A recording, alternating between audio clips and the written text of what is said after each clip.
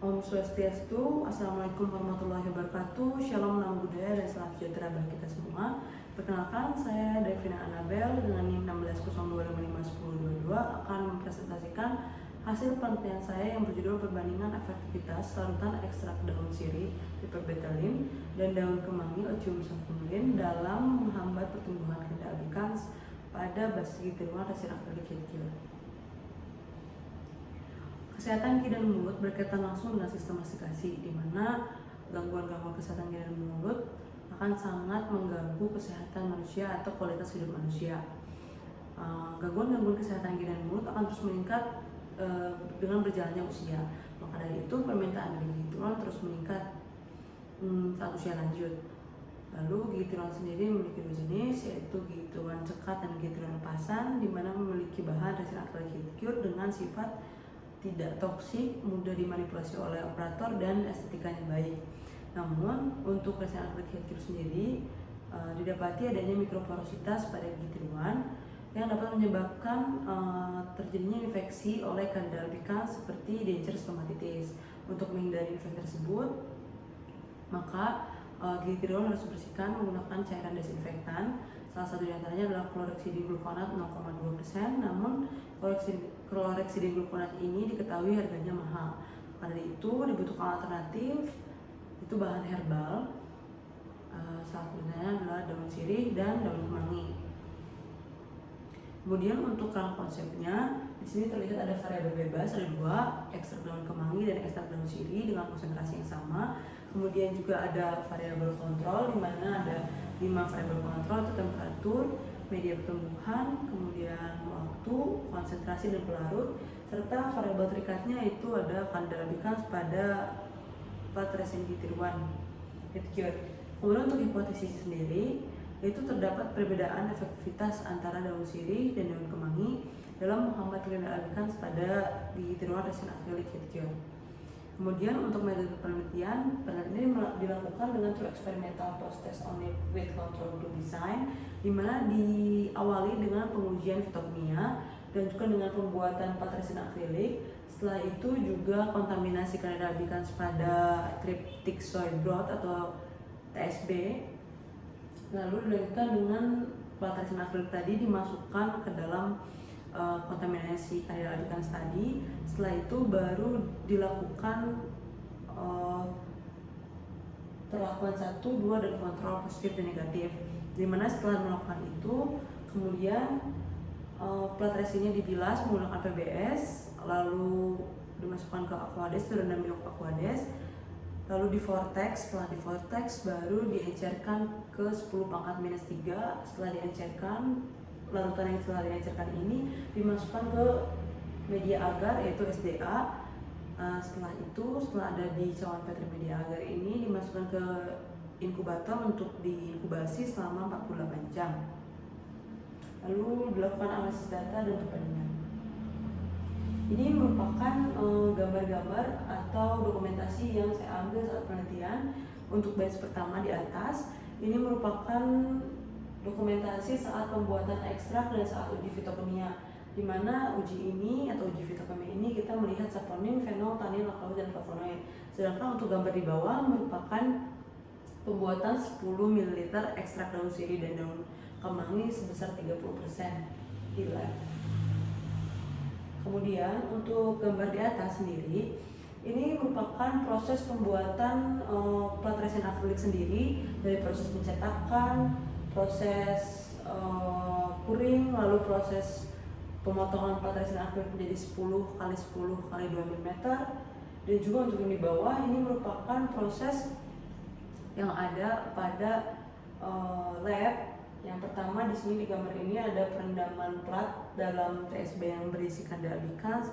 Kemudian yang gambar tengah adalah perlakuan, yang gambar sampingnya adalah inkubasi pada inkubator. Nah, untuk analisis datanya diawali dengan uji normalitas dan homogenitas, kemudian selanjutnya dilanjutkan dengan uji ALPHA dan LST, di mana sebelum melakukan uji tersebut kita telah melakukan uji fitokimia untuk daun sirih dan daun kemangi. Didapatkan hasil sebagai berikut.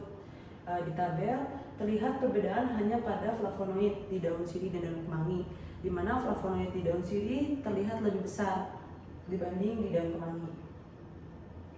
Kemudian ini merupakan cawan Petri yang diamati. Yang gambar pertama merupakan kontrol negatif, gambar kedua merupakan kontrol positif. Di kontrol negatif dapat terlihat panah merah adalah Candida albicans dan panah kuning adalah Bacillus. Dapat dibedakan Bacillus dan Candida albicans ini karena Candida albicans memiliki permukaan yang menonjol, kemudian mengkilap, lalu berbatas jelas, jadi dapat dibedakan dengan Bacillus. Kemudian untuk kelompok positif tidak terlihat sama sekali adanya bakteri atau jamur. Dilanjutkan dengan perlakuan 1 yaitu daun sirih dan perlakuan 2 yaitu daun kemangi, di mana di perlakuan 1 juga terlihat tidak ada terdeteksi Candida albicans, namun pada perlakuan 2 terdeteksi adanya sedikit koloni Candida albicans. Kemudian adanya juga penghitungan KHM. Penghitungan KHM ini berfungsi dalam mengetahui daya anti jamur dari tiap perlakuan.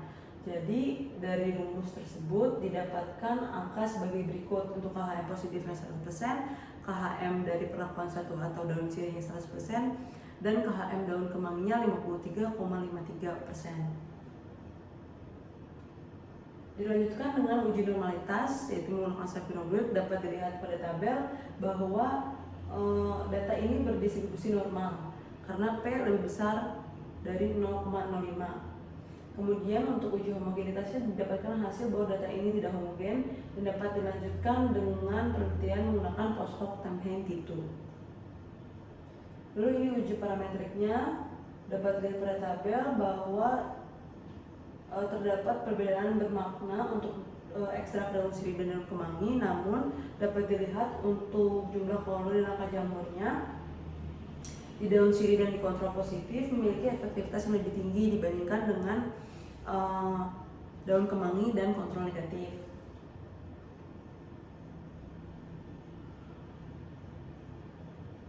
Untuk uji fitokimia sendiri dapat dilihat di atas bahwa ada 5 sekunder metabolit yang didapatkan, yaitu saponin, fenol, tanin, alkaloid, dan juga flavonoid.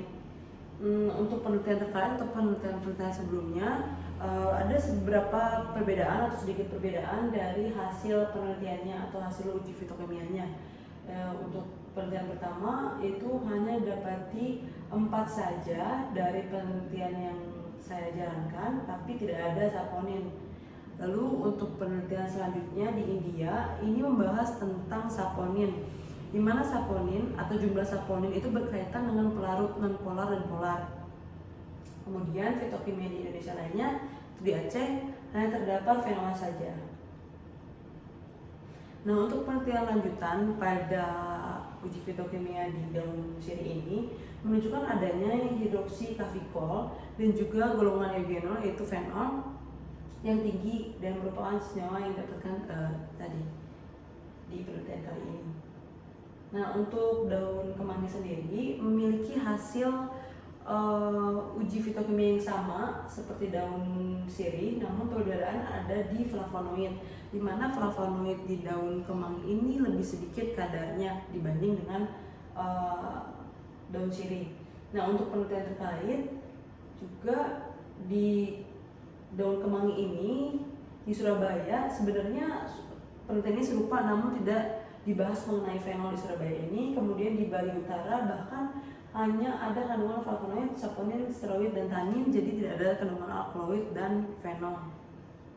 Nah, kemungkinan besar hal-hal tersebut dapat terjadi atau perbedaan metabolit sekunder itu dapat terjadi karena adanya perbedaan kondisi biologis, perbedaan penyinaran matahari, dan perbedaan cuaca.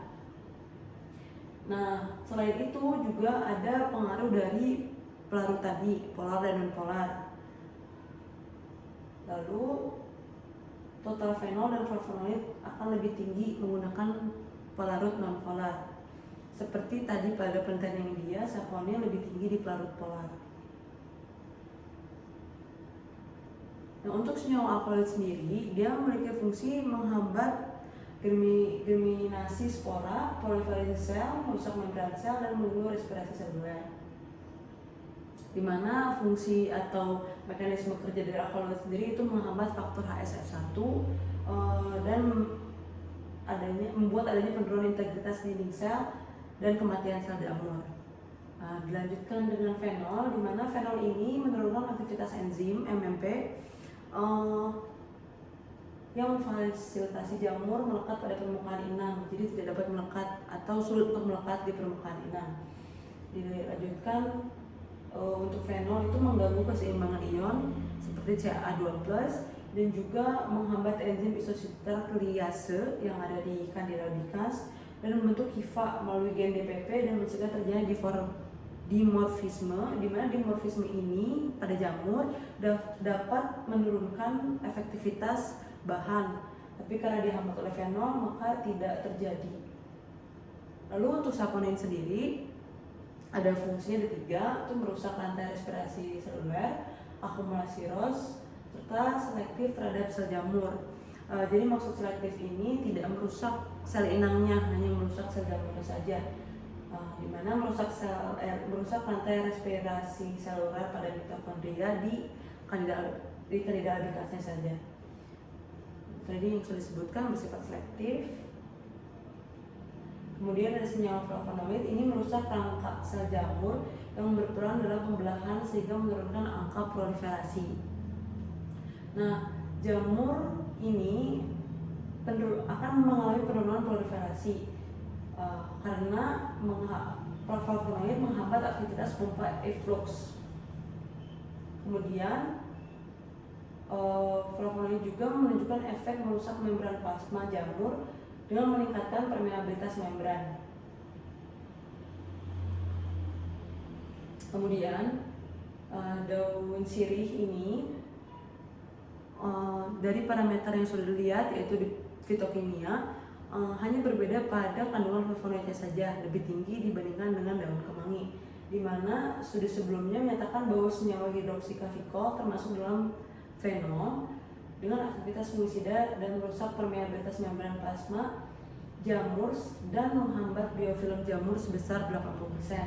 Selain itu, daun sirih juga menunjukkan efek sinergis pada pengobatan saat ini yang efektif, itu seperti obat-obatan kortikonazol dan fluconazol, sehingga dapat bersifat komplementer. Kemudian penelitian serupa juga menggunakan denser akrilik menunjukkan penghambatan dalam adesi Candida albicans yang tadi sudah dibahas mengenai fenol, jadi untuk Candida albicans menempel itu lebih sulit. Kemudian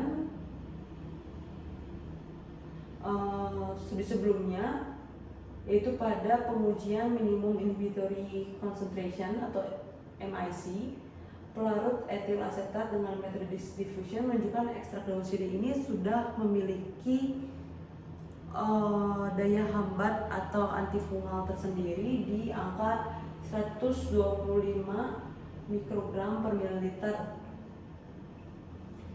dibandingkan dengan daun muda dari daun sirih sendiri. Nah, jadi kesimpulannya daun sirih muda memiliki antifungi atau kekuatan antifungi lebih baik dibanding daun sirih yang sudah tua. Nah, untuk kesimpulannya yang pertama yaitu ekstrak daun sirih atau piperbetalin memiliki aktivitas antifungi terhadap Candida albicans pada plat gigi tiruan resin akrilik.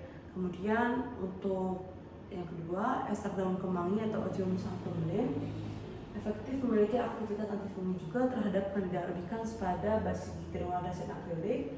Dan yang ketiga, efektivitas ekstrak daun sirih atau piperbetalin sebagai antifungi lebih bermakna jika dibandingkan dengan daun kemangi atau Ozium sanctumare terhadap Candida albicans pada gigi tiruan.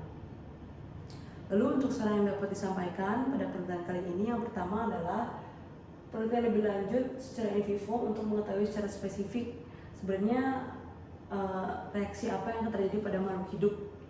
Ini bisa dilakukan, kemudian juga melakukan uji fitokimia yang lebih rinci atau lebih spesifik mengenai beberapa kandungan yang diketahui aktif seperti hidroksikafikol, flavonoid, tanin, alkaloid, saponin, dan sebagainya. Kemudian yang ketiga, penelitian lanjutan untuk dapat dikembangkan sebagai produk standar untuk pembersihan atau desinfektan. Kemudian yang keempat, penelitian lebih lanjut terkait konsentrasi hambat minimum dari daun sirih maupun daun kemangi yang lebih efektif sebagai anti jamur. Mungkin sekian yang dapat saya sampaikan. Saya akhiri dengan Paramasanti. Om Santi Santi Santi Santi.